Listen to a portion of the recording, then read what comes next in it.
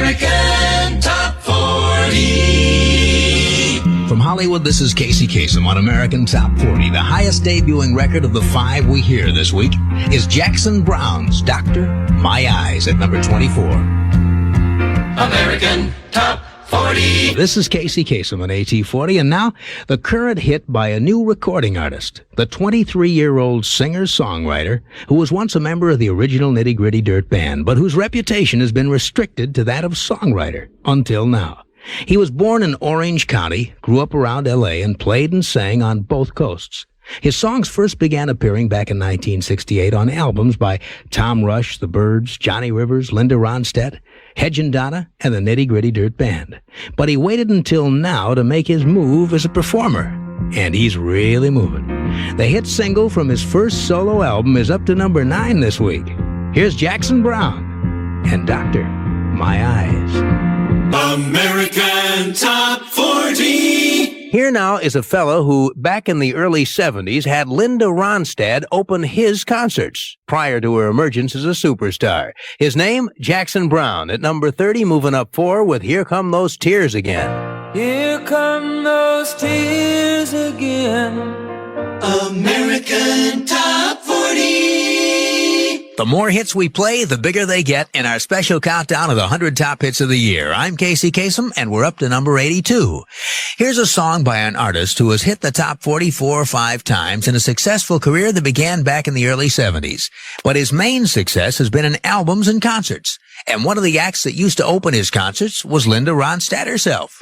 At number 82, here's Jackson Browne with Running on Empty.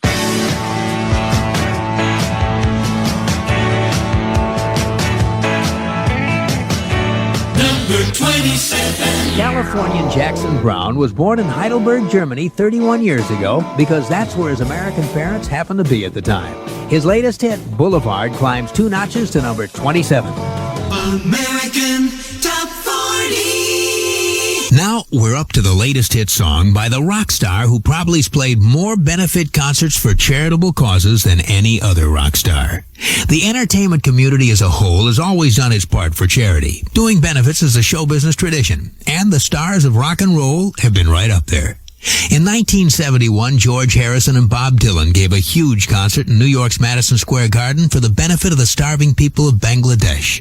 In 1973, at the Los Angeles Forum, the Rolling Stones played a benefit for the victims of the earthquake in Nicaragua.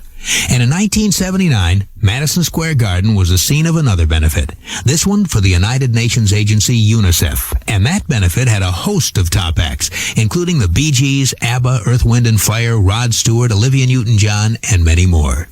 But there's no rock artist we know of who's given more time to more causes than singer-songwriter Jackson Browne. He's a man who gets involved. Jackson Browne's worked to save the whales and dolphins, to feed the people of Cambodia or Kampuchea, and to support an American Indian tribe protesting the location of a public utility.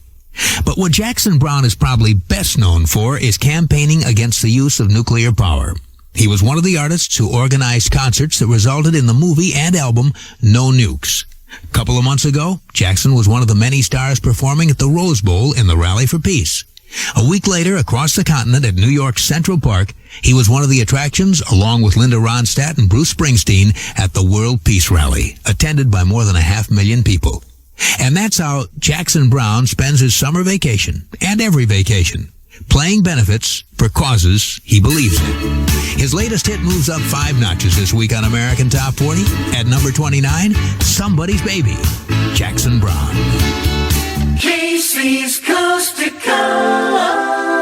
You know, in show business, a career can hang by the flimsiest thread.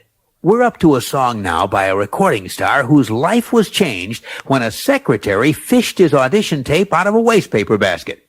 Here's that incredible story.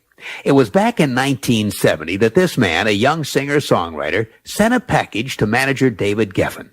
Now, Geffen was a giant in the music business, with a huge reputation as the man behind such acts as the Eagles, Crosby, Stills and Nash, and Joni Mitchell.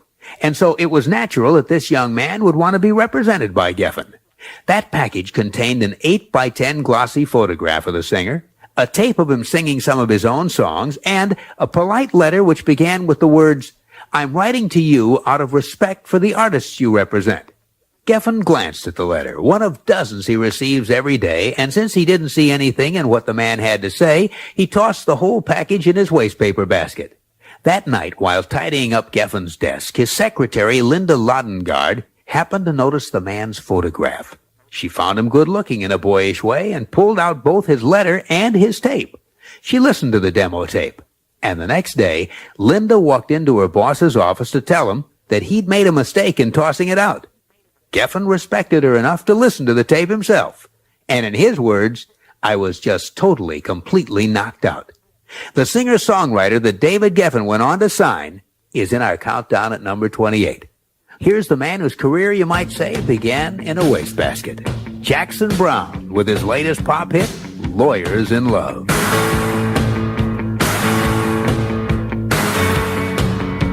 American Top 40. Now we're up to the latest hit by a rock star who's done more concerts for more causes than anyone else. So why wasn't he there on We Are the World or at Live Aid? Here's the story. Over the years, singer and songwriter Jackson Browne has organized benefits to save whales, porpoises, and dolphins. He's performed in shows to raise money for the hungry people of Cambodia, now known as Kampuchea. He put together a benefit for an Indian tribe disputing the location of a public utility. And he's well known for the anti-nuclear power concerts he puts together and the movie and album called No Nukes. So, with all his involvement, why wasn't Jackson Browne on the recording of We Are the World or at the Live Aid concert? Well, turns out he wasn't there because he was too busy with a number of other benefits. When We Are the World was recorded, he was down in Nicaragua, donating his time to help produce albums for 2 Nicaraguan singers. Jackson Browne is helping introduce their music to the U.S. in the hope that it'll act as a bridge for peace between the United States and Nicaragua. And when it came time for Live Aid, Jackson Browne was involved in leading a committee conducting national town meetings around the U.S. about the issues in Central America. He was also putting together a benefit in Los Angeles to raise money to help the hungry and homeless people of L.A. So the reason he missed We Are the World and Live Aid is that he was busy with a handful of other benefits. This week, busy Jackson Browne is busy with sax player Clarence Clemons, climbing one notch on the pop chart to number 23. Here they are together for the first time with You're a Friend of Mine. Casey counts them down. We're coming to you from Hollywood. Well, now recently, Jackson Browne performed in Spain and sang some songs in Spanish, and he couldn't understand why the audience laughed during one of them. Not long ago, Jackson Browne went on a European tour. To better connect with his audiences, Jackson had several of his songs translated into the language of the countries where he was performing, like Spanish, French, German, and Swedish. When he'd sing those songs, he'd always get cheers from his fans. But when he got to Spain, he found that when he sang the Spanish version of the song Take It Easy, the audience would start laughing. The first time it happened, he thought it was strange. The second time, he suspected there was something wrong with the translation. So he asked for the Spanish lyrics to be translated back into English. And Jackson figured out the problem right away. There's a line in Take It Easy that goes, I'm looking for a lover who won't blow my cover, she's so hard to find. This obviously puzzled the translator, because in Spanish, it became, I'm looking for a woman who isn't dangerous, yet is kind, and will look at me like a lobster in pink sauce. Not quite what the singer was trying to say in the original. Now, as an American Top 20 Extra, here's Jackson Browne with a Top 10 smash from 1986 that needs no translation, In the Shape of a Heart.